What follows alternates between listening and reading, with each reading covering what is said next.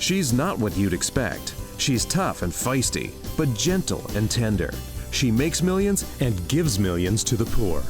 She cries, she laughs, she teaches, she comforts. This is the Dani Johnson Show. Hi, I'm Dani Johnson. Welcome to the Dani Johnson Show. Are you one of those guys that feels completely unappreciated? Do you feel like the weekly paycheck or monthly paycheck that you're bringing in just kind of goes unnoticed? It's so sad. It is an easy thing for women to do.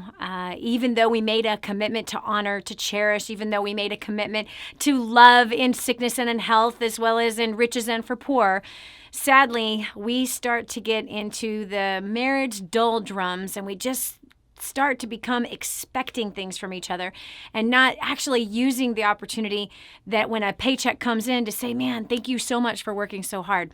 So we've asked our audience, the men specifically, if they have felt unappreciated. There was a study that was done. You have to hear this. This is crazy. According to CNN.com, feeling underappreciated is the number one reason why men cheat. Wow. Isn't that crazy? I wonder if it's the same for women.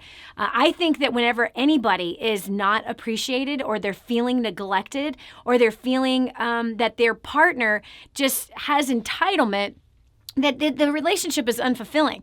Whereas in the beginning of the relationship, right, we're showering our partners with all kinds of encouragement, but through time, those things begin to change. Now, I know that there's some people out there that believe, well, hello, I don't think that I need to thank my husband for taking out the trash. I don't need to thank him for bringing home a paycheck. That's what he's supposed to do. Let me tell you something, broad. Who do you think you are? Really? You expect to be thanked for dinner. You expect to be thanked for keeping up the house. You expect to be thanked for everything, but you don't think that he needs to be thanked for working hard every day on behalf of the family? And I know you're sitting there going, well, I work hard too. Yeah, and you're feeling unappreciated. So listen, here's how the thing goes. That if you want more encouragement, we've got to give more encouragement. Bottom line is we reap what we sow. But what I want today's show to be about is us hearing their opinion, us hearing how it makes them feel. Because here's what I know, that when I finally matured, and it took me way too long to mature, and I'm not done maturing, don't get me wrong, I still screw up in so many places, and I still have some stupid insecurities that talk to me every once in a while. I just want to strangle those suckers. But anyway, so as I matured in certain areas, I'm not done yet, but as I've matured in certain areas, I found that, gosh, man, I've taken so many things for granted. And that when I have felt underappreciated, then I had to flip the table and go, wow, where have I not appreciated Hans? Where have I failed to encourage him? Where have I failed to even support his ideas, his dreams, his vision? Or have I held back in those places? Because if I'm feeling unappreciated, there's a good chance that I am not giving what it is that I want to receive. So we have some amazing men that are in our audience, and they've got the courage to be able to share, yeah, what does this feel like? And how is that seen? And how is that emasculating to a man? We live in a very emasculated society. I can't stand the stuff that I've been watching for decades of the attack, the all-out assault on our men. And I want a group of warrior women to rise up and to protect, to support, to lavish our men with praise, to lavish them with encouragement, believing in them, and loving them with our bodies, giving ourselves over to them. So we've got Eric from California. Eric, have you ever been a part of this part of the population of men? Because listen to this. According to marriagemissions.com, 44% of men feel unappreciated. Men between the ages of 35 to 65 in their prime ages for home, kids, and work were more likely to feel unappreciated. Are you that man? Have you ever gone through that inside of your relationship? Where did he go? I can't hear him. Hello, Eric, are you there? For some reason, Eric's line is not opening, and I hate it when that happens. Let me try this again. Eric, are you there? No. Okay, awesome. Trisha, need to talk to Eric. Okay, Matt. Let's try Matt. Hello, Matt? Yep. Hi. Yay, it's working. Yeah, okay. I'm here. All right. So, Matt, what about you? Have you had that happen to you? Yeah, I mean, it's better now than it used to be. I used to get into fights with my wife all the time, and because she didn't I didn't really feel appreciated because the way we talk, the way we speak, our languages are so different. But after going through First Steps in Dynasty, things have really picked up, and right now, like, so many people are affected by the media, because media just paints men as dumb or lazy, incompetent, and that shows, and it really hurts for our relationships, and does not do well for us. Like, teaches our wives and our daughters to treat men with disdain and dishonor, and that's not a good thing. No, it's not. And Matt, you know what? You said that our media paints this picture. I think that the media is doing something more intense than painting. They are programming. They are wiring the minds of the women and the men, for that matter, right? Because the men are seeing this too. So the men's minds are being wired to be what? Helpless, hopeless, overweight, lazy, not having the answers, not carrying the wisdom, right? That's what he's being programmed to believe in those commercials and in the movies and in Absolutely. the sitcoms. Yeah, that is so true. It is. And then they're being painted. They're not being painted, but they're being programmed to believe that that's how they're supposed to be, right? Unengaged, right? And then the women, they are being totally programmed to believe that that's what men are, and to complain about it, to disrespect it, to dishonor it, instead of going, wow, my husband is not feeling how he should be as the warrior, as the man, as the provider that he is. What can I do to help him? How can I encourage him and speak vision into who he is and thank him for what he is doing? So when you said that you've been to First Step Success in creating a dynasty, congratulations, you're a graduate of both of those. Both you and your wife have been to those. And by the way, if you're tuning in for the first time, you're like, what is that? That's our 3-day training seminar. We have our basic 3-day training seminar. After you graduate through that, then there is our advanced level training seminar, which really hones in on communication and the heart issues that all of us bring into every relationship. So you said it's been getting better. So I want you to go to the worst of days, because there is a woman and a man that is watching this right this minute. And I don't want us to speak in terms of like vague terms. That I want us to bring it home. So you said you guys used to fight a lot. What were the fights about? Oh, you name it. If there was any kind of conflict, there would be a fight about it. And oftentimes, it's... What would be the words? What would be the words of attack? What would be the attack that would come? I was like, oh, you never do this, Yeah. or, I hate it when I have to tell you 5 times and, you never listen to me, or you never do anything. Yep. And even though, not recognizing the things that you have done, or the, small changes that you're trying to make, and they just crap all over, every little progress that you're making. That's any right. challenge you have, they'll bring up any kind of issues you've ever had in the past. Yep. Okay, so let's break that down right now, because this is so important. So there are 3 things that are going on with that. The word never and always, right? These are absolutes, and those are lies. Those are absolute lies. And I hate it. I used to speak like that to my husband all the time. You never pay attention to this, and you never listen to me on that, and you always say this. And that's a lie. There's only one who can speak in absolutes, and that's Almighty God. We are so clueless when we think that someone is always doing something or never doing something.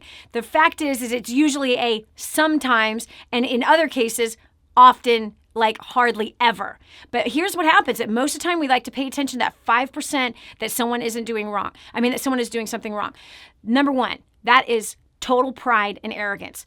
Number 2 is the reminding someone of their failures. So whenever you say always or never to somebody, you're reminding them of their past. That means you have not forgiven them. That means you have not released them.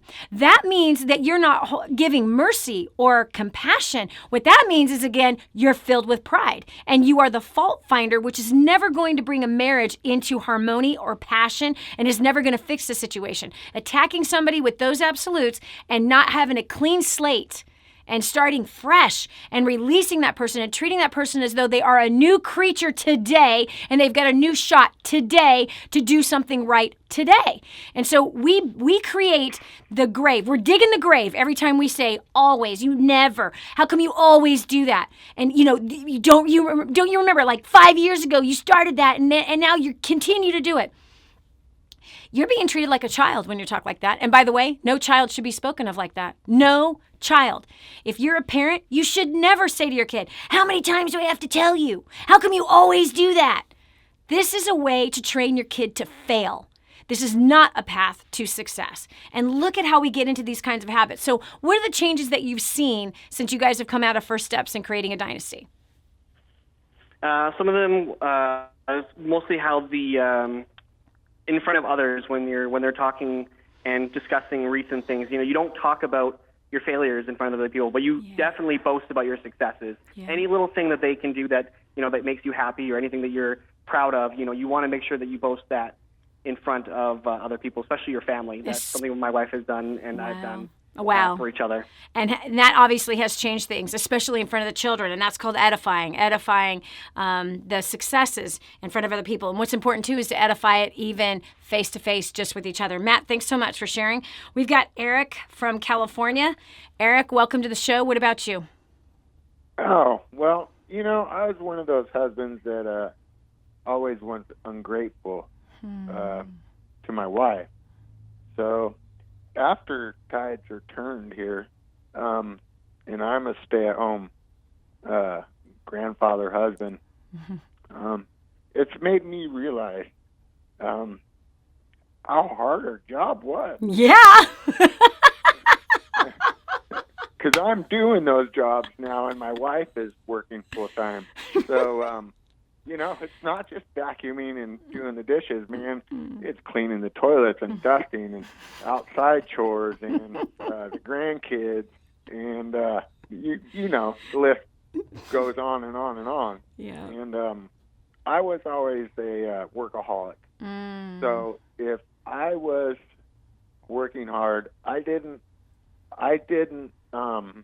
need to be appreciated because I just expected it. Wow. And which created a not a good house life quite a bit of the time. Yeah. But as I've matured, and communication is 100% key. I feel unappreciated some days, and I'll just say, hey, man, I worked hard today. And my wife will stop and she'll acknowledge that, and I also will acknowledge her. Yeah. And it is important to do that. Yes. To edify each other and build each other up. Yes. Eric, I have a question for you. Yes, in front of people. Now, Eric, I have a question for you. Have you gone back to your wife and say, man, I'm so sorry all the years. I just had this expectation of you taking care of everything and not appreciating you enough. Did you apologize to her? You have. I have. Yeah. Good job. Yeah. Good job, Eric. By the way, I appreciate your humility. Thank you so much for sharing, because it's true, and both parties are working hard. So, and usually what happens in a marriage is that both are going, I'm not appreciated enough, and yet they're not appreciating the other person either. You know what I mean? So both of them have this expectation and entitlement, but let's start talking. Let's start saying, man, thank you for everything you've done. Let's go back to Tara from Ohio. Tara, what are your comments concerning this topic?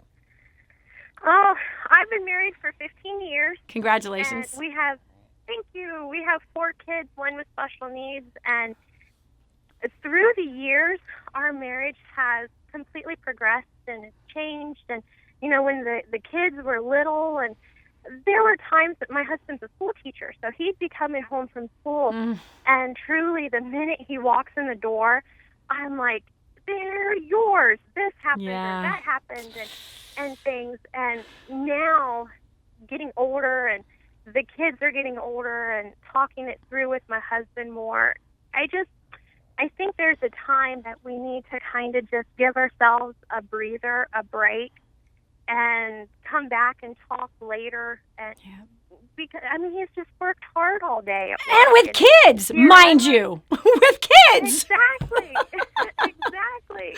Yeah, you know And what, here Tara? I was. Yeah, Tara, I got to tell you something. I did the same thing. I did the same thing until I realized what I was doing. And literally, it was almost like I was ready for my relief. You know what I mean? It's like, as soon as you come to the door, I've been doing this all day. It's your turn. You know, as though he was just like sitting at his office on his couch with his feet up, smoking a cigar, having a glass of wine or something, like he wasn't doing anything. I mean, he was slaying his dragons all day. I was slaying mine. And yet, yes, I had that entitled thing of, take this child. You know what I mean? And that is just a sad thing. And you're right, Tara. And by the way, that is very dishonoring to do to your spouse. It's very dishonoring. So there's two things that you can do in that scenario. One, you need to realize that both of you have worked hard, and maybe you as the caregiver of the children need to kind of look at how you're setting up your day and maybe look for solutions on how to reduce some of the stress and the pressure. So when I began to realize, like, man, I'm not very nice when he comes home. This is really sad. And what keyed me off on it was this, as he told me one day, he goes, you know what the greatest thing is when I come home, like the thing that makes everything worth it for me? And I said, what? He goes, your smile. The minute I walk in the door, when I see you smiling, he's like, oh, it just like really, really like gives me peace, makes me want to be here. And I'm like, okay. So I started to rearrange my day so that I would have a smile on my face when he did come home, and that I looked good when he came home, and that the house smelled amazing with some amazing food coming in to honor him, to build him up, to edify him. And so that took some thinking. It really, really did. So I think there's something in common that all three of these precious people that called Matt, Eric, and Tara, that all said, it all boils down to communication. It really does. Everything does. And so if we are going to lift up anybody, that needs to happen through edification and encouragement, and try to get on the other side of where they're at so that we can see from their perspective, and then also looking at how we're living and adjust our day so that we can make those changes. Now listen, friend, I know that you are probably that person that you're just frazzled and you're like, but he doesn't, but she doesn't. When are you going to stop with the he and she doesn't and start to look for solutions that are going to help you? There is a way to bring more peace and harmony in the house. It is not because you married the wrong person, I promise you. It's because you need to step up and be the right person to find the solutions to make things easier. And friend, I've got a tool that I can put in your hand right this minute that can help you find the solutions of communicating easier, better, clearer, more importantly, with peace. Yes, with peace. I was a homeless woman 27 years ago. Hans and I met shortly after that. We were two major basket cases that came together and had to learn different styles of communicating and learn each other. We also had to learn how to let go of a few things. So I want to put the tool in your hand. It's called First Steps to Wealth. It's free on our website, DaniJohnson.com.